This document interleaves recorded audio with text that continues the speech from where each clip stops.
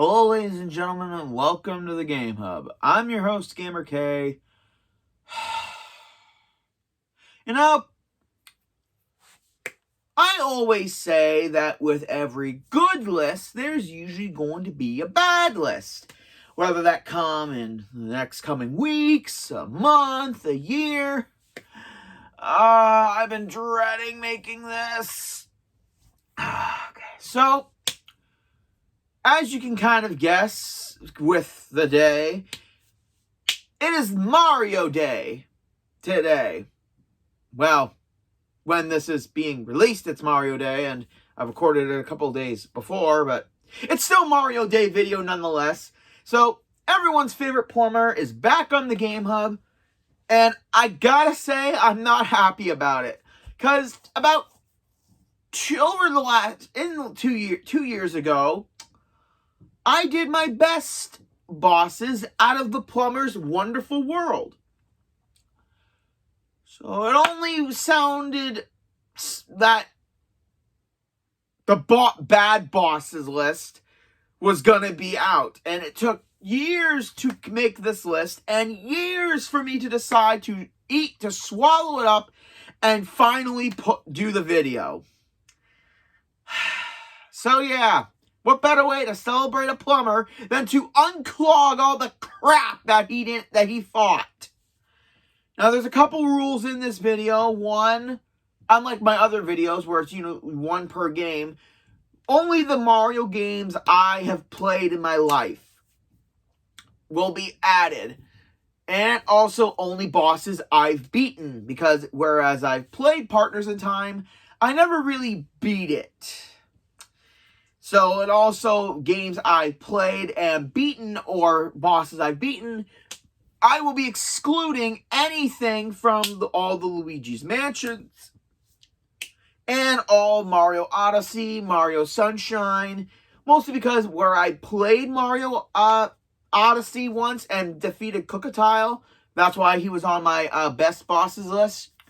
I've never played it fully, so yeah, and trust me, this list is, I'm going to need more than a magic mushroom to get through this list. Luckily, I've got banana coconut sparkling water. Let's get to it. This is Gamer K's Top 13 Worst Mario Bosses. And why Top 13? Because even if they suck, here at the Game Hub, only the odd can be number one. And if I have any technical difficulties with this list, I'm going to go Superstar. Start up. Luckily, the worst on the list isn't anything too bad. But at the same time, it really didn't need to happen. Bowser's Inside Story is one of my personal favorite Mario and Luigi games. Dream Team is definitely up there, but Inside Story was my first one that I've ever beaten and fully enjoyed. Midway through the game, Mario we find out we have the ability to exit Bowser's body somehow via the pipe area that he inhaled, which makes 0 sense. Why are we exiting Bowser's body? I mean, I know it's plot reasons and to progress the story a bit, but it feels kind of lame. Lame also that we have to fight Bowser in this. Like, if the game's called Bowser's Inside Story and we're playing both as the Mario Bros and the Koopa King, why would we have a Bowser boss fight in said game? Well, they found a way to do it, and it's quite honestly very, very bad. Basically, after we find out about the star cures that will stop the blorps, go play the game if you want the story. Bowser ends up following us and decides where he's going to take care of us. And during this point, we have given Bowser 2 special attacks, using the Goombas and the Shy Guys. The attacks aren't as awesome as when we use them, but yeah, Bowser's on the bottom of the list because as bad as it is in concept of the game, it's not the worst thing I've ever fought in the Mushroom Kingdom. And technically one island that's not in the Mushroom Kingdom, but you know what I mean. Continue. Partners in Time was the first Mario and Luigi game I've ever played because I never played Superstar Saga, because I didn't know about it when I was younger. But it was at this point that I wasn't really good with these RPG games. I wasn't even really good at them, but at the same time, I was really bad at it. And nowhere does that show then. One boss, I know I'm staggering a little bit, but what can I say about this?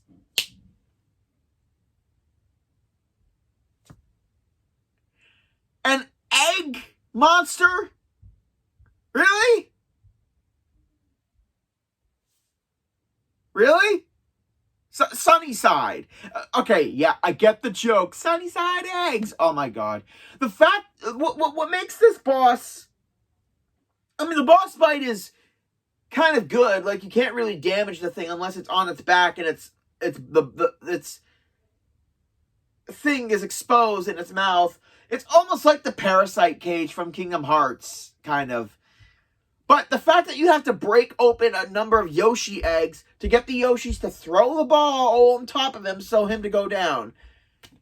His attacks are bland. Like, he pulls on a string that will open a hole underneath you so you gotta jump. He will throw the eggs at you. And I can't even remember a bunch of those other attacks. What makes this boss... I mean, the concept is a cool idea...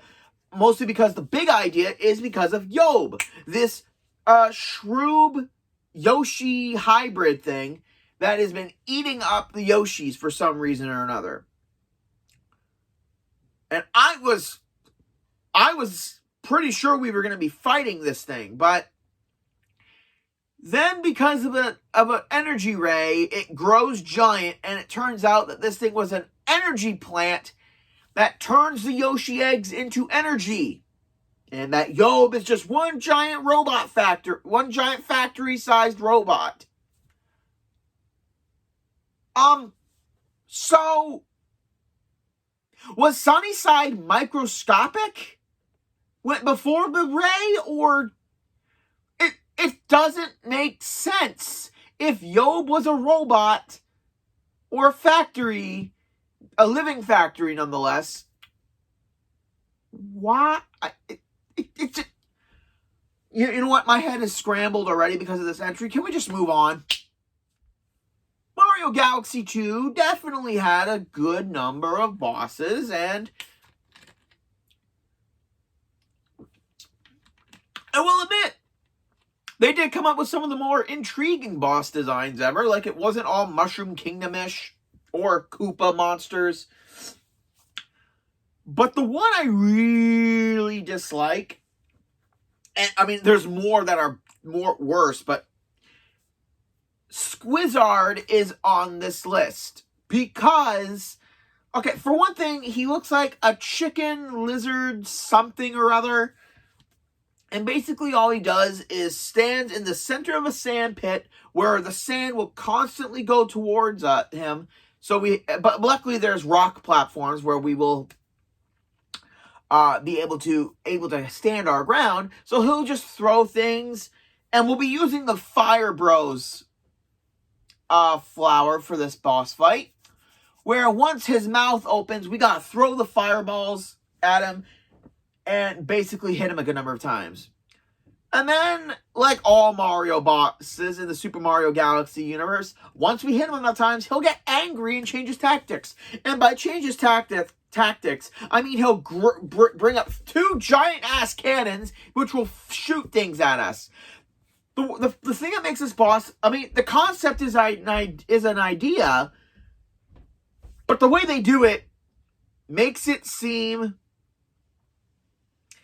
like it's hell-bent on making it's one of the few boss fights that really gave me a hard time. And I'm not putting it on here because it's a bit difficult. I'm putting it on here because it didn't have a lot of concept that made sense. I mean, it's a monster in a sand pit, but the level has nothing to do with sand nonetheless. Like, it's not a desert planet, so why? It feels like an out-of-place boss fight, if that makes sense.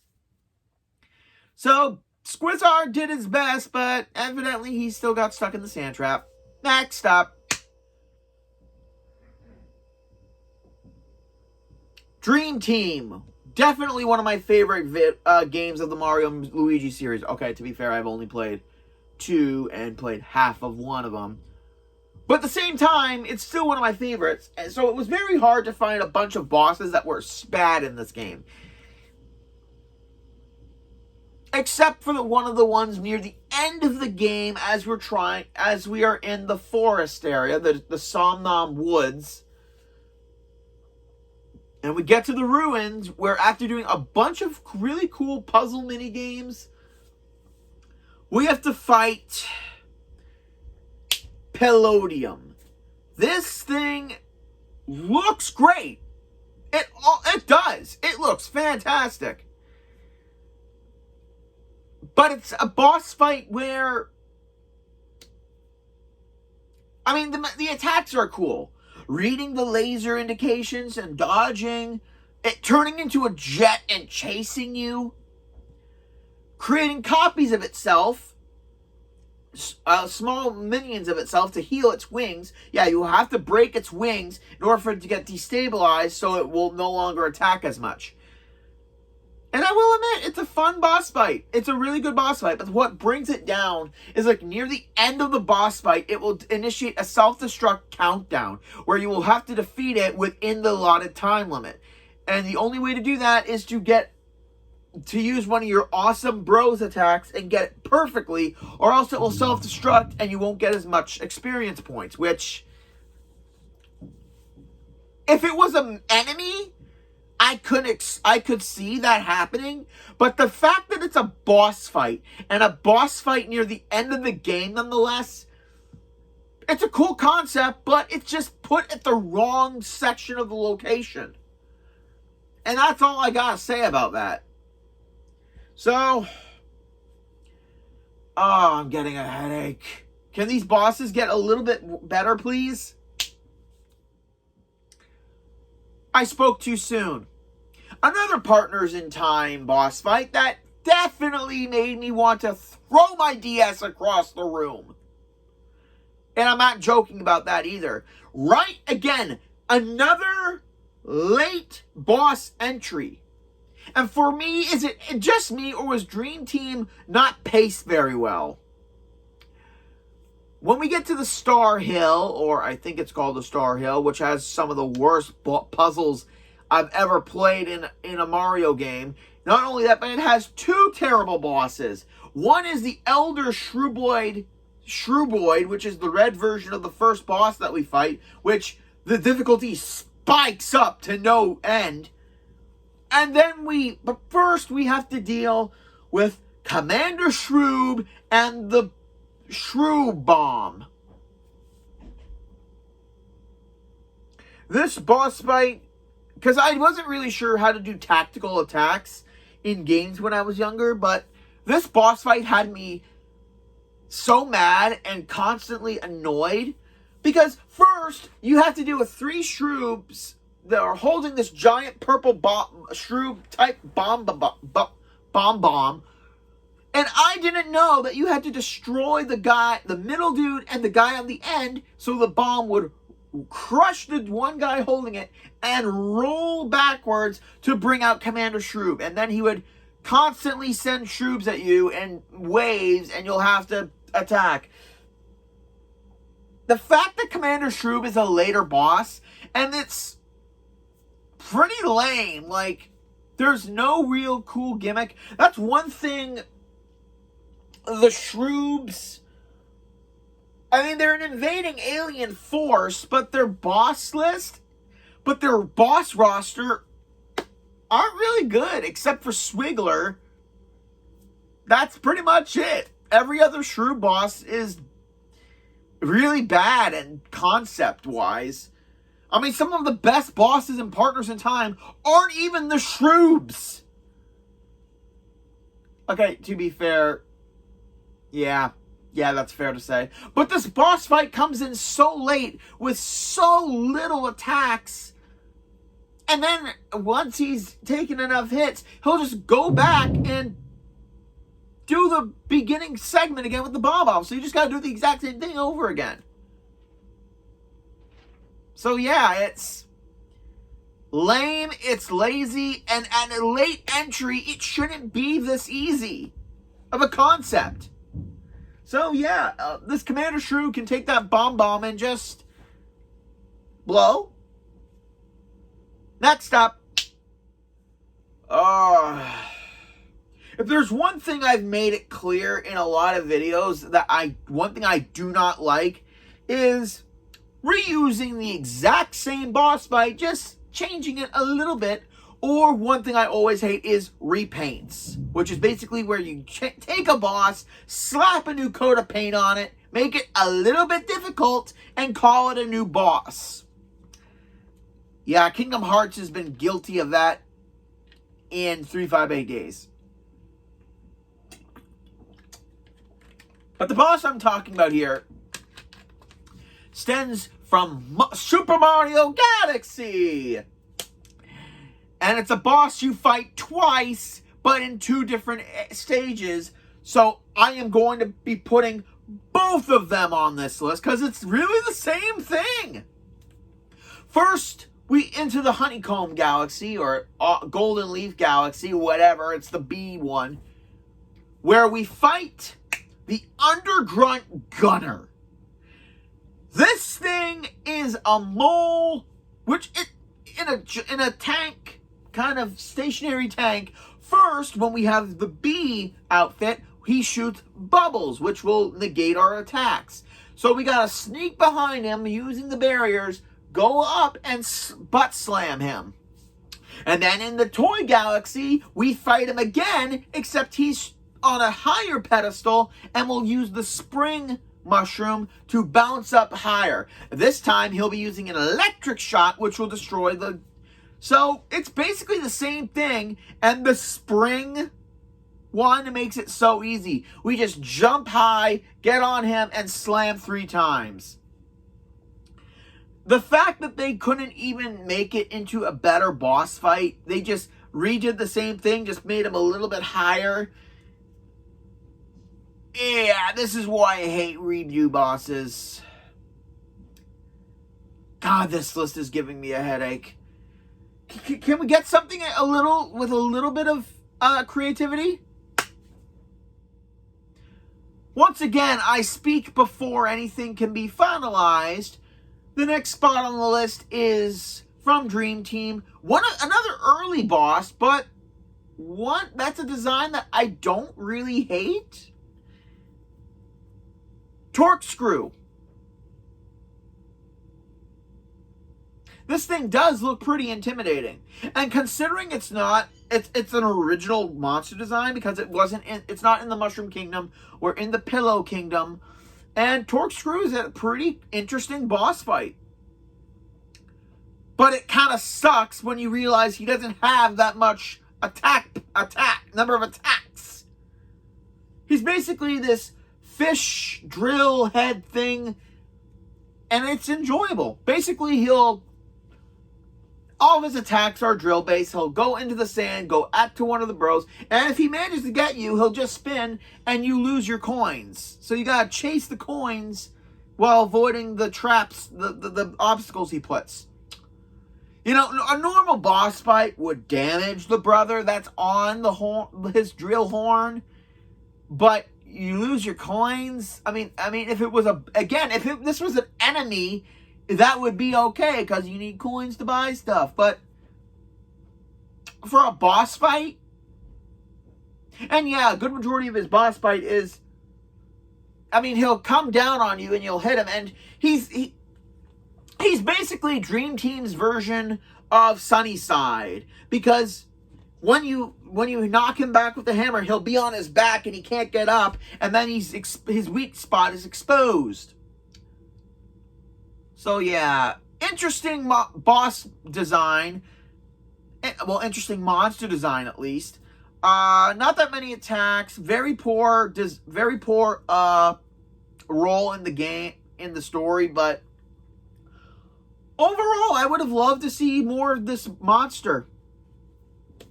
But sadly, that's faded into the sands as well.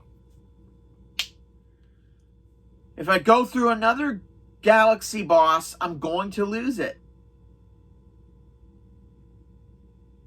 Never mind.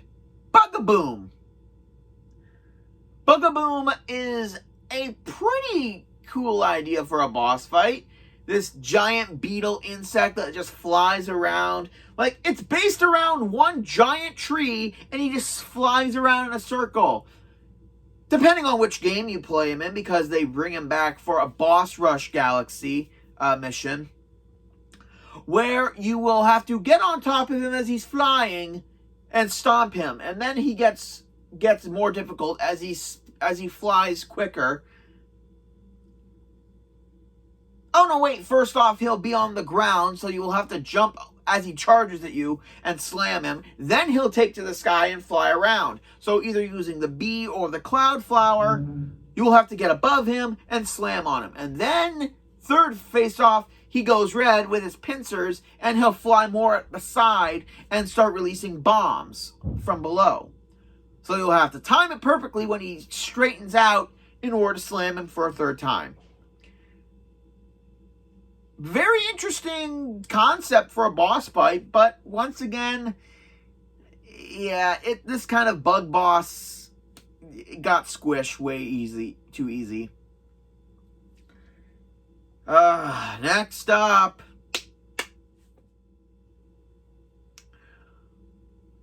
I believe Galaxy has a mixed, both of the Mario Galaxy games have an equal balance of great bosses and very bad bosses. So Mario Galaxy 2 definitely has more of the ladder of boss fights, and it kind of sucks. In the flip side Galaxy, which the whole gimmick is us ground pounding grates in order to flip us and to have us go through gravity sections, they decided to use this in a boss fight, but it's done in one of the most boring ways possible. Glam Dozer is the boss for that said mentioned level, and it's just so easy. It's so freaking easy. Glam Dozer looks like a threatening monster, but the fact that you can go over, like, she'll charge at you, and she'll spit lava, which later in the boss fight will stick to the grates, preventing you from doing them. So, the way to beat her is, you have to be under her. Okay, that sounds wrong, but under the grate where her stomach is, and ground pound it to hit her. Do that 3 times, and she's done. What makes it a little bit more interesting is that after a while, she will follow you on the flip side of the arena, so you will have to lure her to one of the open grate areas. But again, from doing boss rushes, which is something I really loved doing when I was younger, just doing the boss sections of the game and seeing if I can do them without getting hit. I found out that if you just do the exact same thing, like the boss is dumb, like there's no there's nothing to really make you force you to try anything else. You just ground pound, wait for her to go over, and do it 3 times. It's basically that easy if you try hard enough to be that kind of laziness. Yeah, I'm starting to realize as the bosses go up and up and up and up, the boss fights get lazier and lazier. We're back with Partners in Time. In another boss fight that was definitely a pain in the behind for me, The Koopa Coliseum in Partners in Time in the desert area was very lackluster. Such an annoying and boring boss level, just a boring level. And the boss is the Shrew Boy Brat, which is the champion of the Coliseum, apparently, and his giant-ass lollipop. His attacks basically depend on what the audience decides to do, as they will hold cards and vote for who to attack, whether it be Mario and Luigi, or where the attacks will go by doing the exact same thing. Yeah, the Shrew Boy Brat, like I said, the Shroobs are intimidating, but at the same time, their designs, when it comes to boss and enemy designs, are lackluster. It's like they just take the same thing, a purple-headed mushroom alien, change some of the faces and the proportions a little bit, and they just... I'm not a big fan of the Shroobs because they're just plain looking. They're basic. And the boss fight of Shrew Boy Brat is basic. I mean, yeah, using the audience to decide who to attack makes sense for a Coliseum setting. But because the Shroobs don't talk, it eliminates some of their motivation. It eliminates personality, where they're just monsters going, or like, it's annoying. There's no personality to them. Even though you can somewhat guess personality, but there isn't. Man, I really hate the Shroobs. Next up. So if I had to pick... So we're in the top 3 now. And luckily, the top 3 are from 3 different games. So yeah, these are basically the worst bosses for me from each of these 3 last games. If I had to pick a boss fight from Bowser's Inside Story that I would deem the worst of the bunch, it would have to be Kritan.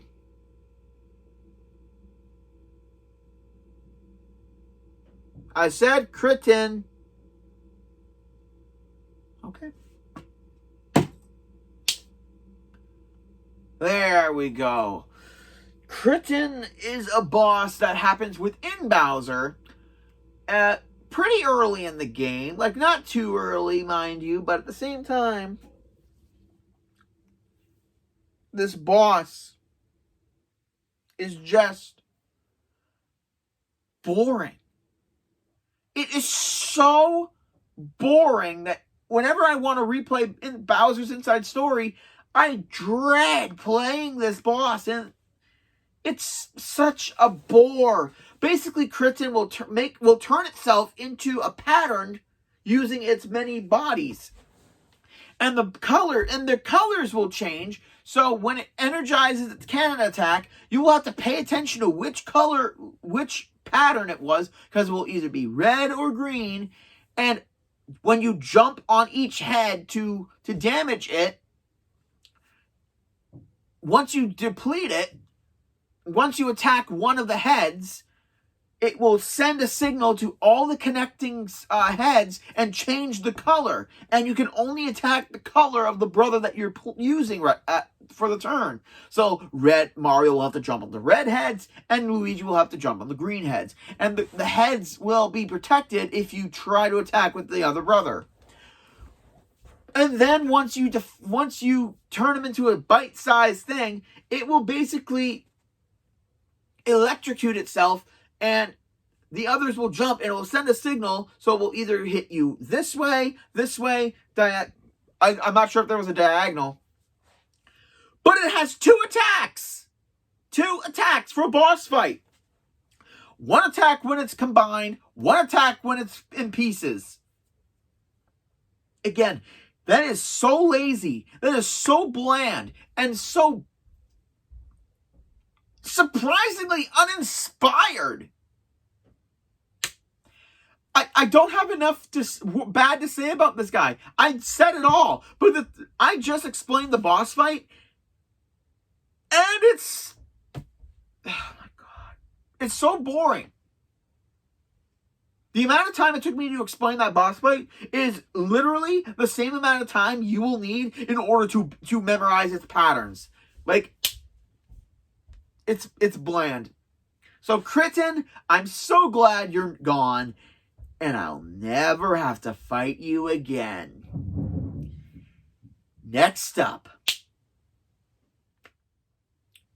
What's worse than a boss fight that has 2 attacks, you may ask? How about a boss fight that seems like an idea and concept, but basically the boss fight can be over in 30 seconds? No, I'm not kidding you. Super Mario Galaxy 2 has one of the worst bosses in the game, and its design is laughable. Meet Sorbet, everybody. So basically the boss fight starts with us on Sorbet's head, and then we use the slingshot star to bring us to the bottom platform, which has 2 twigs on it that look like arms. And then it turns out that the small thing we were on was his head. It's a snowman. Yeah, when his head falls onto the platform, it looks like a snowman. Look. And this is the most easy boss fight I can ever imagine. You run around as his head rolls at you and hit his nose 3 times. And there's no different challenge to it. Like, you just run around the area, hit his nose, and the boss fight is over. 30 seconds it could take you to beat this boss. And 30 seconds is about a little bit longer than deserves to be talked about. So I'm going to number 1. Sorbet, you were a disappointment in every sense of the word. Even your name is boring.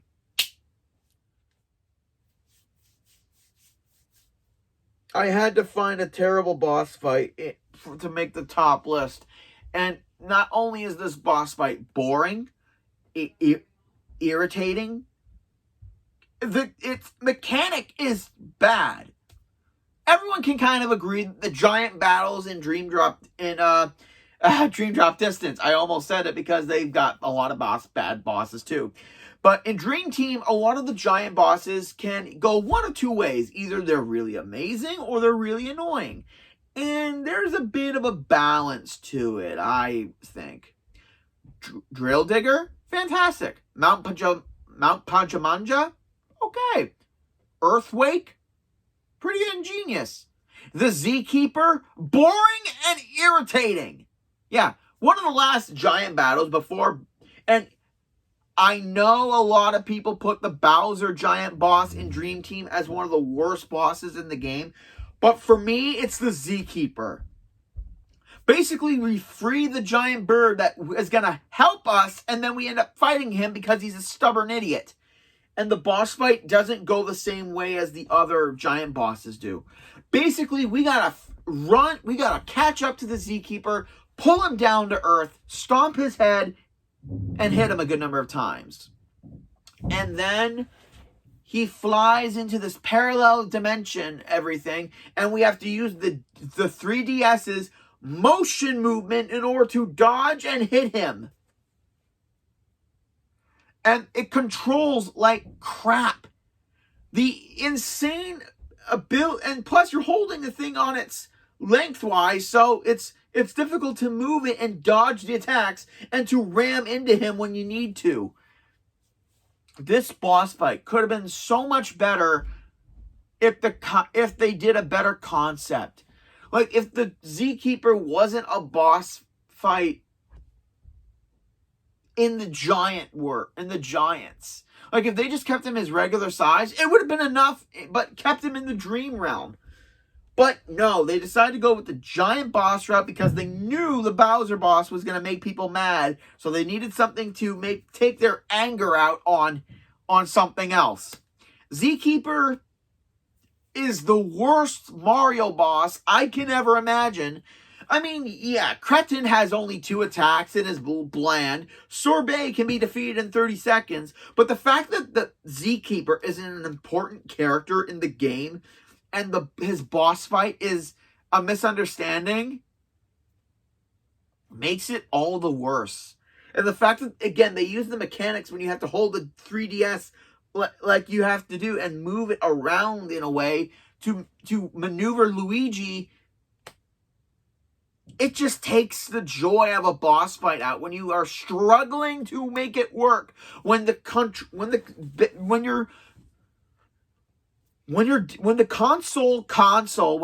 handheld's design and the fact that you have to move it in a way is your indication of to fight a boss fight. It's a bad turn. It's terrible. So yeah, the Zkeeper is the worst boss fight in Mario, in my opinion. And I'm glad this bird finally came to his senses, and I'm never ever gonna fight it again.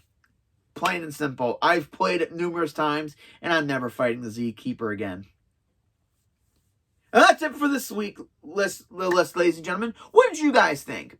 Do you guys have any worse Mario bosses to think of? Like, comment, subscribe down below. And join me next week where it's another Top 13.